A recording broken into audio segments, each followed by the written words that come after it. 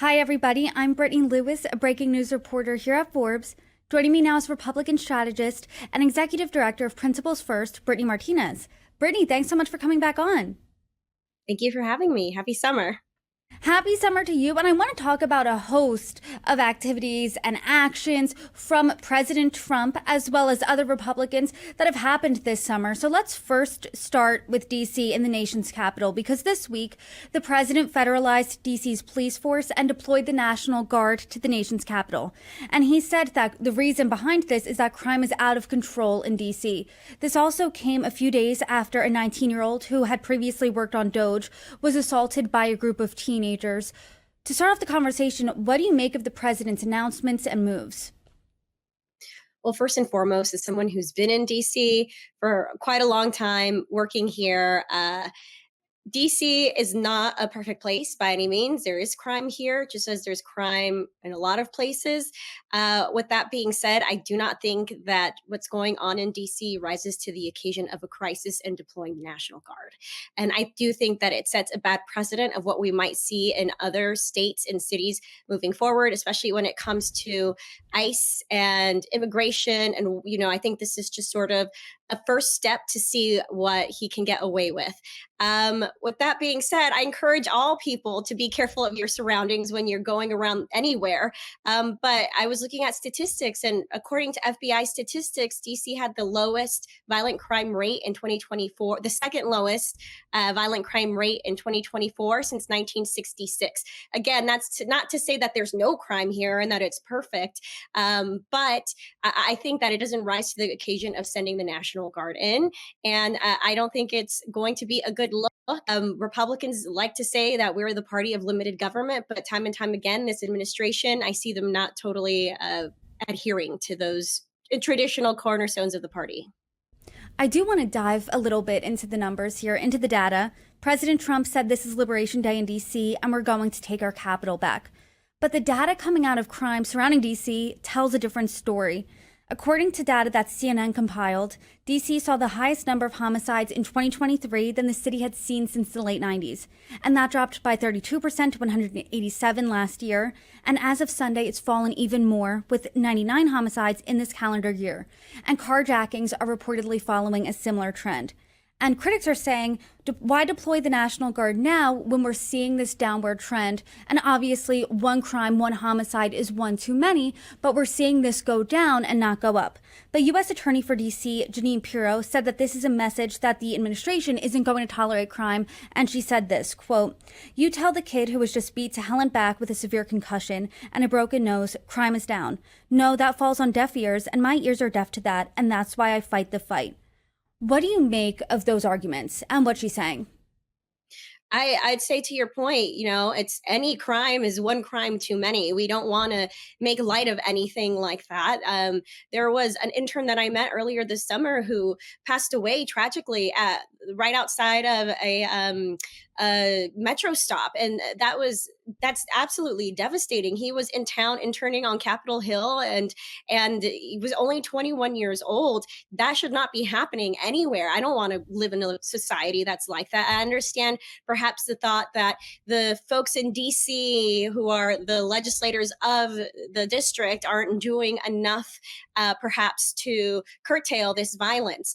But with that being said, I think what the administration should have done is come in and say, we want to establish a federal partnership with you to improve the city, not just send the guard in and they're not like and take over and just see what we can do and how far we can get. And so, though I understand the judge's point, I think she's wrong, and I feel so much an empathy for all of those folks. But this is not a crisis, and we have to be careful of the precedent that we're setting. Let's talk about that, because the DOJ previously said violent crime in DC is down, but it's hit a 30-year low in 2024. Why now? Why do you think the president is saying this is the time? I think he wants to take over everything. We see him this week also talking about the Kennedy Center, maybe naming it the Trump Center, the Melania Center, or something like that. We see what he's done with colleges, Harvard particularly, and not wanting to making sure that these colleges perhaps don't have federal funding. I think that the party of fiscal responsibility, but also limited government, doesn't exist under Trump, and it should go back to that. And that is something that has been a foundational part of what Republicans have traditionally stood for. And I think he just thinks he can do everything he wants because he's the best businessman in the world, even though so many of his businesses have actually become bankrupt. So let's not let him bankrupt our economy. Let's not let him destroy what we are doing in our cities. We like limited government, but apparently we don't like it anymore. At least Trump doesn't. And to your point, it does seem like he's trying to dip his toe in the water here to see if there's some sort of appetite for this. He did indicate he could take further similar actions in other blue cities. He said this will go further. So do you think there is a national appetite for this type of behavior, for this type of deploying the National Guard to big cities in America? I think perhaps for those who don't live in those cities, when we think about what happened in Los Angeles earlier this summer, a lot of folks who were on the ground, again, I'm not saying that there was no violence happening in those raids and in those protests, but a lot of folks who were on the ground, even reporting, said, you know what, there was violence, but for the most part, it really was fairly, people just protesting and fairly nonviolent. So when we see that now happening in DC, okay, like what's next? I think that's what people need to be paying attention to. And we've seen that when it came to the last election, that crime, immigration, border security, like those are things that Americans care about. But also, I'm interested to see what that polling looks like in the next few weeks when the guard has been deployed, right? Like we saw a dip in immigration numbers following those ICE raids, even though Trump had been doing really well on immigration. I couldn't tell you what that statistic is today, but I know that when I was looking at it in July, it had dipped 5 points just in the last month. And Republicans have been the party that have been winning when it comes to crime. More Americans think that Republicans are better equipped in polling over the past over a year, think that Republicans can handle it better than Democrats. But if you're saying this isn't the way to handle crime, this isn't the way to be tough on crime, what would you like to see as a Republican? Yeah, I think that working with the local officials is a smart way to go about it. I think that not just kind of coming in and taking over and saying, I'm right and you're wrong. And listen, I don't think that DC has necessarily always done the best job when it comes to crime. And it is a very liberal council and jurisdiction. And I do think Republicans tend to be better on crime. But with that being said, I do think it is smart to establish that partnership and not just try to take over everything, especially when you're trying to, the next day you're talking about how much you care about the states and the states having their rights. I know the District of Columbia is a district and not a state, but I think that sentiment applies in this issue. So I think we can't be hypocrites. And then when you're looking at the why now, because as you and I have been talking, the trend in crime is going downward in the past couple of years in DC. Do you think and people have said, critics have said, this is President Trump trying to distract from the Epstein files, trying to distract from people's perception of thinking the government isn't being as transparent as they like, people thinking they want more information from this government that they're not getting. Do you think that's a valid criticism?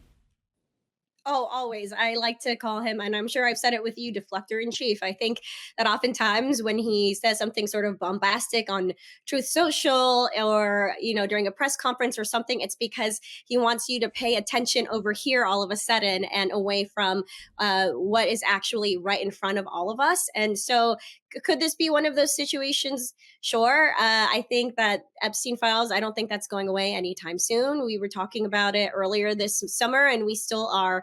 And I think that when Congress returns, we'll continue talking about it. We already know that some folks have, they want to sign on to letters or bring people in for a hearing. And I think that is going to continue.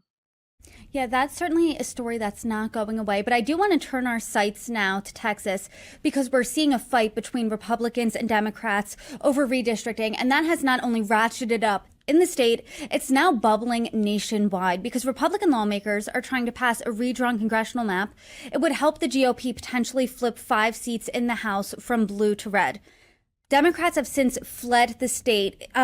Democrats in the state house there fled the state to avoid a vote on this congressional map. It's been over a week. Democrats still aren't coming back to Texas. What do you think of the situation there? I mean, I think that it's really ridiculous, honestly. With Republicans, we like the Constitution. The Constitution stipulates that we need to have a census every 10 years, and then that triggers a redistricting. And look, I'm from California. California is a very blue state. I think that there are issues happening over there. But what happens is when Texas says, well, we're going to redistrict, then California says, well, us too. And then someone else chimes in. And so at what point does that nonsense end? Because you can just keep playing tit for tat, right? And Democrats, the pendulum will always swing. Before we know it, Democrats are going to be in charge of both chambers and the House, and then, the Supreme Court at some point as well, further down the line. But do we want them to retaliate against us? No, of course not. So I think we have to be smart about these things and think about the long-term strategic wins and not just focus about what's right in front of us. Exactly. I mean, gerrymandering isn't uniquely Republican. It's not uniquely Democrats. Both parties have gerrymandered. Both parties have redistricted in their favor. I mean, if you look at Illinois, the same thing happened there. I mean, at what point do you think, to your point, does this end? Because Governor Gavin Newsom said, we're going to fight fire with fire. We're going to retaliate in California if this passes in Texas.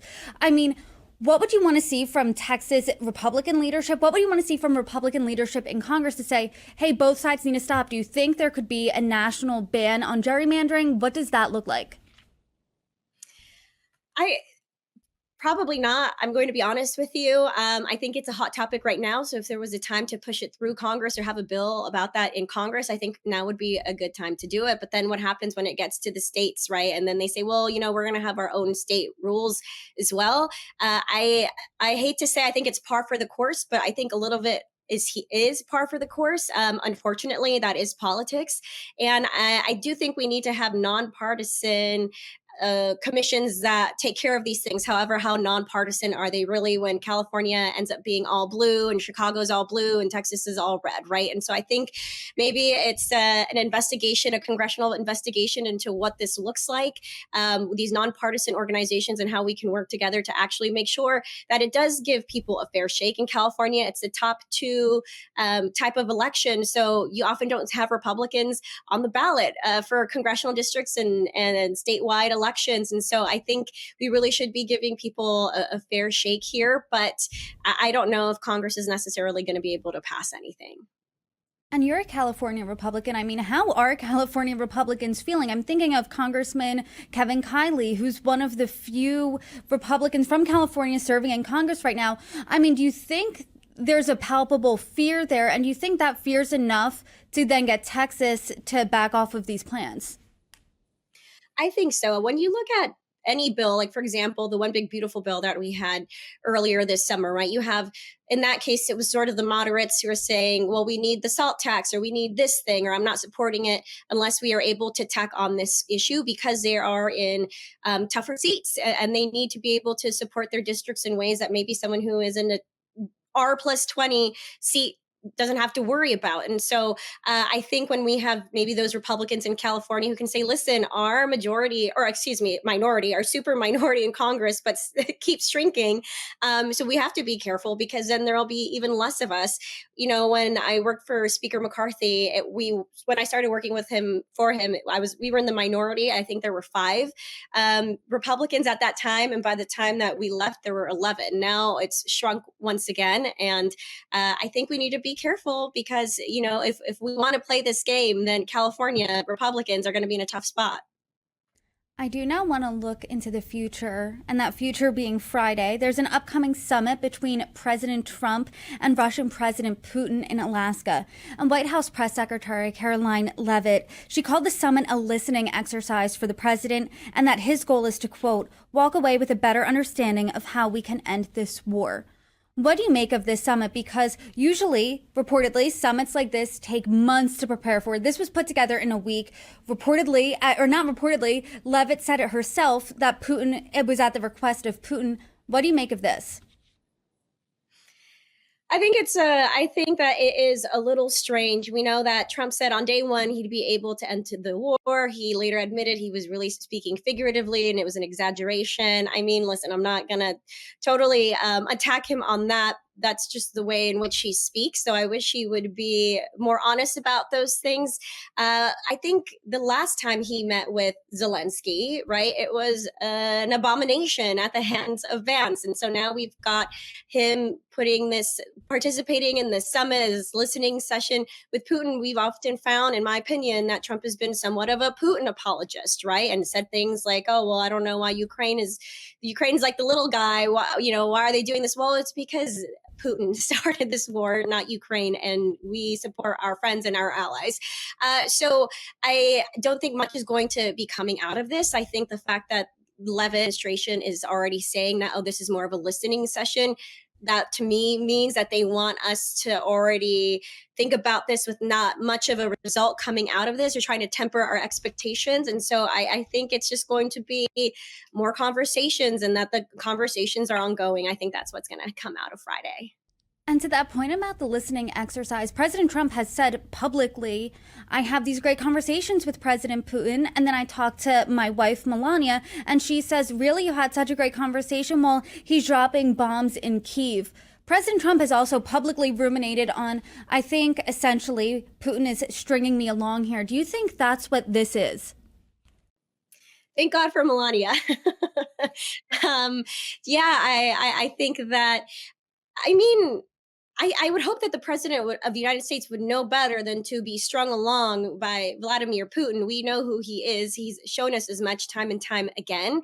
I think that we should live in a world where we like to give people concessions or the benefit of the doubt. I don't think this is a gentleman who's earned that by his actions. And so I agree with the First Lady with those remarks that you just shared. And I think that, the president has clearly been strung along, and he needs to realize and remember we are the United States of America, and Putin is not our ally. And he is, we don't have to say he's our enemy, but surely we have had issues with him that we need to be really honest about.